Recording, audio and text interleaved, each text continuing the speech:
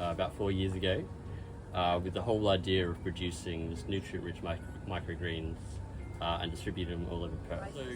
So originally, I wanted to start like a regular market garden. Yeah. To grow normal-sized veg in really good soil. Obviously, that maximises nutrition in the plant itself. Yeah. But while I had no shortage of people offering me land to use, like the time and the money it takes to convert our land here into something really good takes a lot of time and money.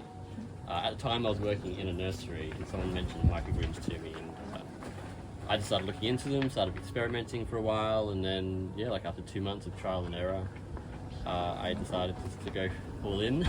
Wow. And it's grown. Like, I think when I first started, I was growing 1 bench worth, and then all of a sudden it just kept growing and growing and growing.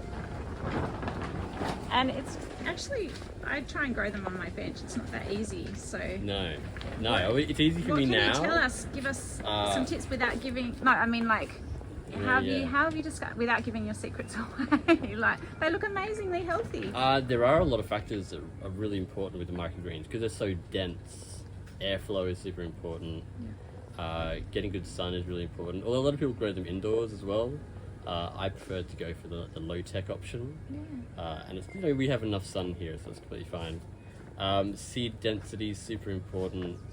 So for each variety, there's almost like a different density that it likes to be in order to grow properly and to not get mold.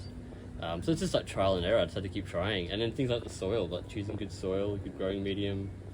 I'm learning these past couple of weeks to not ever change that because my soil is amazing, but there's shortages of certain ingredients for it. So I've had to make do with something else, and it's not quite the same. And just consistency, I guess. Just doing it every day. And so, what have you found that you can grow and that's working out of your? So the things that I've stuck with that have just been amazing. Things like rocket, this cress. We've got different types of radish, like green radish and red radish, red cabbage, broccoli, sunflower. The wheatgrass is really popular.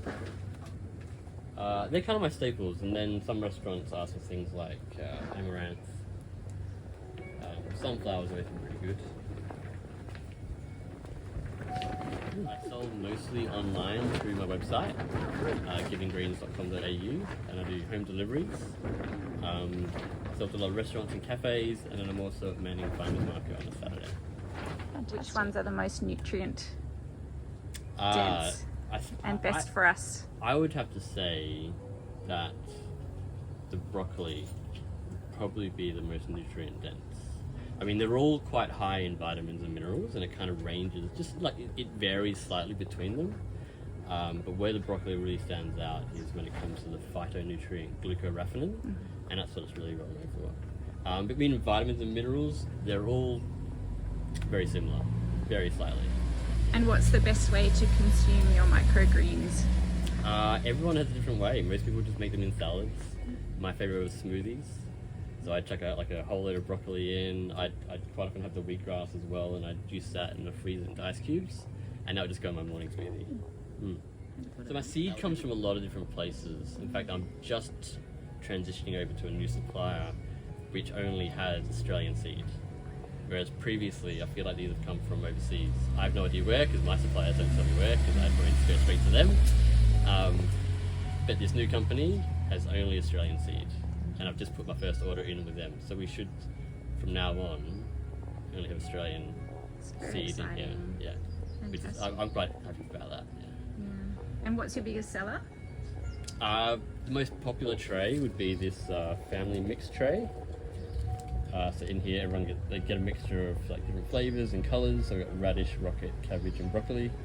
So we get kind of mild flavors and some spicy flavors in there as well.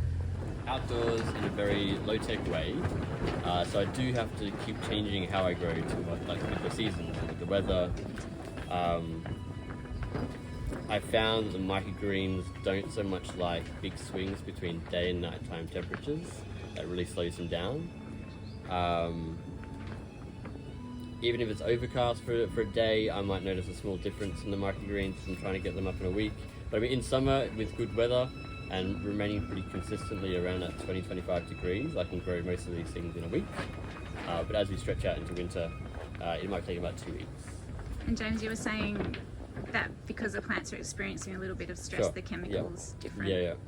So there is a theory that, it might be more than a theory, I'm calling it a theory because I don't have the evidence in front of me, but the theory is that when a plant does have to defend itself against a pest or something, it releases and produces more of these certain chemicals that are good for us.